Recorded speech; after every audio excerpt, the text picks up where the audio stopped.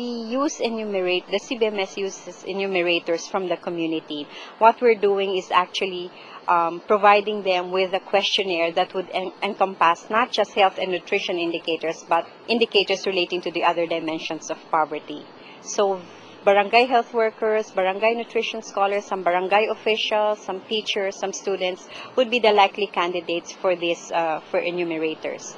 Halos ayaw magpakuha ng data tungkol sa pamilya nila kasi unang-una iniisip nila baka daw yun ay about BIR, taxes, baka malaman daw kung sila ay maraming lupain. Tapos yung iba naman busy sa trabaho. Some of the questionnaires that we checked are erroneous, about 5%. There would be a supervisor who would be looking at the questionnaires at the end of the day and making sure that the questionnaires have been properly filled up, and would be getting feedback from the enumerators in terms of problems that they have encountered and how to best solve these problems. One other important aspect of the CBMS that has a bearing on the quality of the data is the validation aspect. Here, the data is presented to the community in a way that the community can assess the accuracy of the data, either in maps, in tables, or numbers. This validation aspect is helping a lot in terms of the quality of the data, which you don't find. This validation aspect is not even present in many of the censuses and surveys being collected by the national statistical offices. Once the people are gathered, the barangay captain would present the result of CBMS, and then while he was presenting the results, he would, from time to time, ask the community why such problem happens in the community, and he also solicits their proposed solution to the problem. There are times when there are no people in the barangay hall, then we will be the one calling them, or there are times when we have to postpone the validation itself. Just conducting a community assembly may not ensure sustainability. Organizing a community assembly does not ensure ownership. There are several challenges, and what we found is that the human resources, the capacity of the local government units to implement CBMS is one of the big challenges faced in implementing CBMS on a big scale. For example, in human aspect, we utilize the practicum student. Like in computer, we use computer in other offices. And the budget, we lobby in the legislative body. That's how we gather our resources in implementing CBMS. Basically, the main challenge is the availability of computers. Right now, there are only very few municipalities that have computers for processing the data.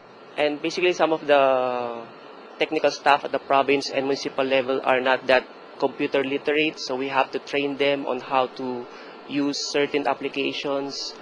They had the one to train us, and after that, we became a trainer to other municipalities.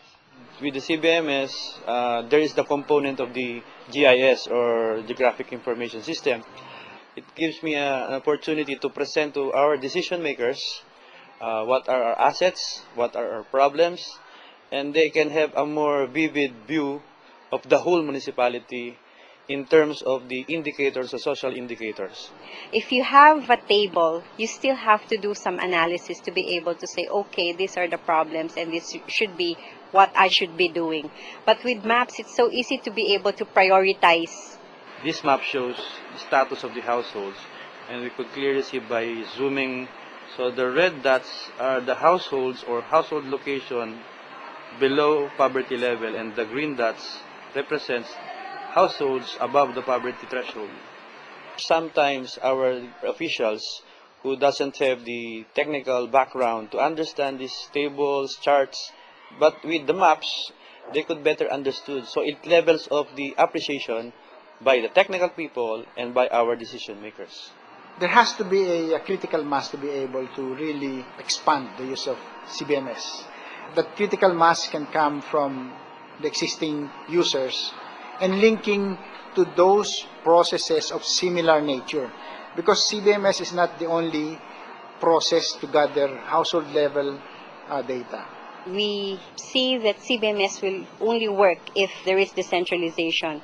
Because if you have decentralization, then there's this incentive of local government units to use information to be able to allocate their budget, to be able to implement projects well, and to be able to assess the impact of what they're doing.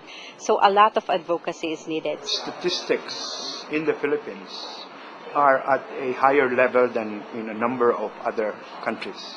An approach like the CBMS would have better chances of succeeding in the country because the culture is already there. And I think a very material factor is the people. We Filipinos tend to take matters in our hands, and the CBMS process is a process of getting matters into our own hands. So that's very much, in line with our psyche as a people. I think we've been able to raise awareness about the usefulness of CBMS here in the Philippines.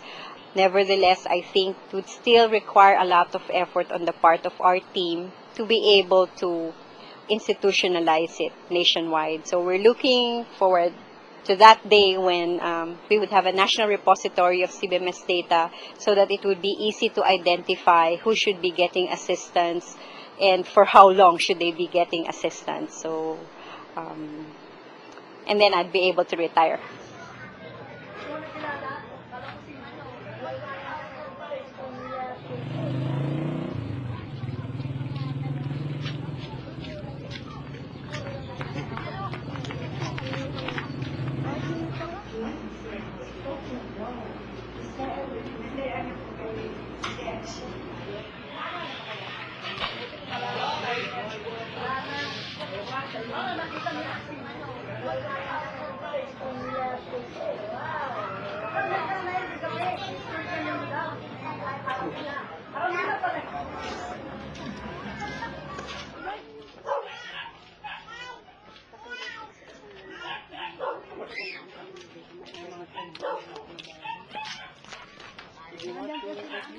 Well, just think, some of the people